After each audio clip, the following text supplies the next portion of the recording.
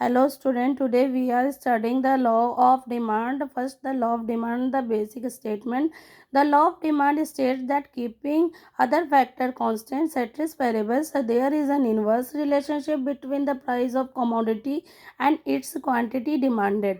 बच्चों, अगर law of demand की बस बात करें यहाँ पर, तो सिंपल भाषा में अगर किसी चीज़ की कीमत बढ़ती है या प्राइस उसके बढ़ते हैं तो उसकी डिमांड कम हो जाती है, लेकिन यहाँ एक कंडीशन है सेट्रिस पैरेबस की, जिसका मतलब है कि आपकी इनकम और आपकी पसंद में किसी भी तरह का परिवर्तन या बदलाव नहीं होना चाहिए। Second, demand schedule table. बच्चों, शेड्यूल को देखिए। There is given a tabulation, one side the price, in other side quantity demanded given. बच्चों, जैसे जैसे प्राइस ₹50 से घटकर 20 हो जाते हैं, वैसे वैसे क्वांटिटी डिमांडेड 1 यूनिट से बढ़कर यहाँ पर 4 यूनिट हो जाते हैं। That shows there is an inverse relationship between the price and the quantity demanded.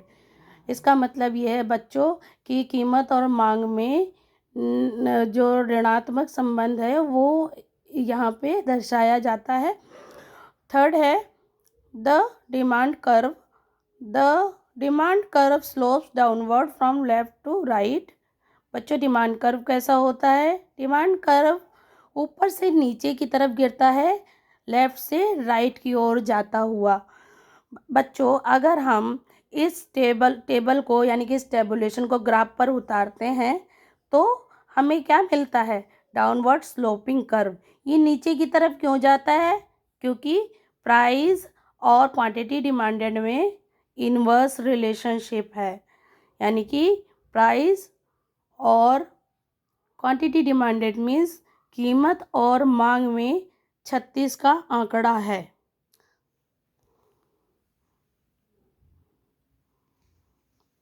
is given a graph.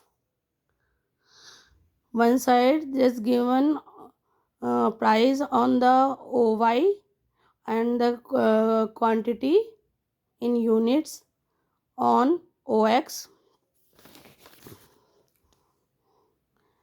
When price decreases from 50 to 20, the unit increases from 1 to 4. That shows the inverse relationship between the price and the quantity, जो कि कीमत और मांग में ऋणात्मक संबंध को दर्शाता है। और जो है that is why the demand curve sloping down and left to right. That shows there is an inverse relationship between the price and the quantity demanded. यह reason, fourth reason why the law works. बच्चों, ये नियम क्यों काम करता है? There are 3 causes given. 1, the law of diminishing marginal utility, DMU।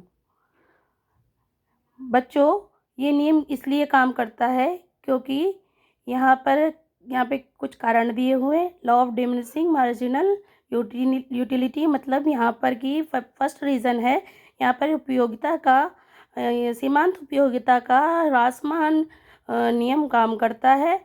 जैसे जैसे हम चीज़ों का कंजप्शन करते हैं, जैसे जैसे हम चीज़ों को कंज्यूम करते हैं और जो आपकी जो है यूटिलिटी है वो डिक्रीज़ होती जाती है। जैसे जैसे हम चीज़ों का इस्तेमाल करते हैं वैसे वैसे हमारी उपयोगिता यानी कि यहाँ पे यूटिलिटी डिक्रीज़ होती जाती है। सेकंड है income effect, change in real income due to price changes. We can understand this with an example कि पहले बच्चों हम 10 रुपीज़ में 2 पेन्स लेते थे, अब or now we can purchase only 1 pen because यहाँ पे कीमत बढ़ गई है। पहले 10 रुपये में 2 पेन खरीद पाते थे, अब 10 रुपीज़ में 1 ही पेन खरीद पाएंगे क्योंकि इसके प्राइजेस हाई हो गए हैं। That is why real income जो है वो कम हो जाएगी, रियल इनकम में चेंजेस हो जाएंगे। तो यहाँ पे इनकम इफेक्ट क्या है? Changes in real income due to price change. When price changes then real income automatically change. Okay. Third, substitution effect. Using a cheaper substitute in place of a costlier one. बच्चों, अगर हम एक example के तौर पे पढ़ते हैं, अगर हम कोल्ड ड्रिंक में पेप्सी का यूज़ करते हैं और पेप्सी के अगर रेट बढ़ जाते हैं, कीमत हाई हो जाती है, तो हम उसकी जगह पर यहाँ पर कोक का इस्तेमाल कर लेंगे, क्योंकि सब्स्टिट्यूशन इफ़ेक्ट वही होता है कि हम एक चीज़ के बदले दूसरी चीज़ का इस्तेमाल कर लें। तो यहाँ पर अगर पेप्सी की कीमत बढ़ गई है तो हम कोक का इस्तेमाल यहाँ पर करेंगे। That shows the substitution effect, यानी कि एक चीज़ की कीमत बढ़ी है तो हमने उसको छोड़ के उसकी जगह उसके सब्स्टिट्यूट को यहाँ पर यूज़ कर लिया है। Using a cheaper substitute in place of a costlier one. Okay, that shows Y the law works. इसीलिए ये जो है लॉ ऑफ डिमांड जो आपका नियम है काम करता है। they are given two reason: law of diminishing marginal utility, DMU; second, income effect; and third, the substitution effect. Okay बच्चों, now fifth, exceptions where law fails. बच्चों, आप वी नो, अभी हमने पढ़ा है कि लॉ ऑफ डिमांड नियम किस पर स्टे करता है, but there are some exceptions where law fails. First, given goods, essential goods like bread और व्हीट। बच्चों, हम लोग जानते हैं पुअर्स जो होते हैं वो जो नीडी चीज़ें हैं, जो एसेंशियल गुड्स हैं लाइक ब्रेड, अगर उनकी अगर 1-2 रुपए अगर कीमत बढ़ भी जाती है तो उनकी इतनी एबिलिटी नहीं होती कि वो ब्रेड को छोड़ के आपके आलमंड खरीदें, आलमंड या मिल्क को ख़रीद पाएँ।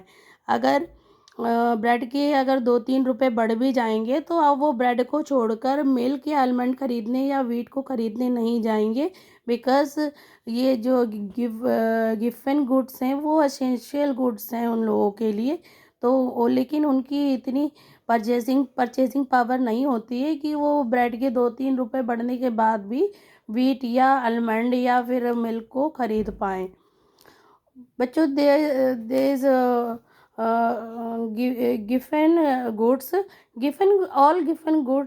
are the cheaper goods, but all cheaper goods are not the given goods. Okay, the second, Veblen goods, luxury items like the diamond or rare paintings.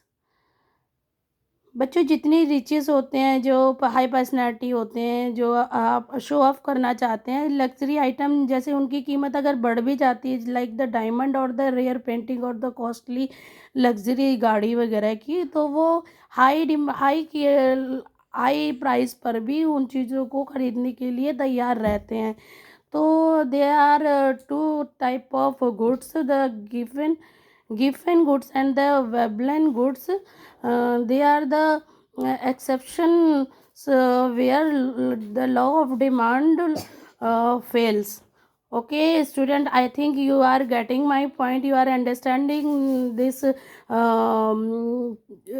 topic, and I think we will meet again. And please, if you are getting my point, अगर आप इस topic को समझ रहे हैं और चाहते हैं मैं इसी तरह के और टॉपिक्स बनाऊं आपके लिए, तो please subscribe my channel, like my video, and share it with all students. Okay, bye bye.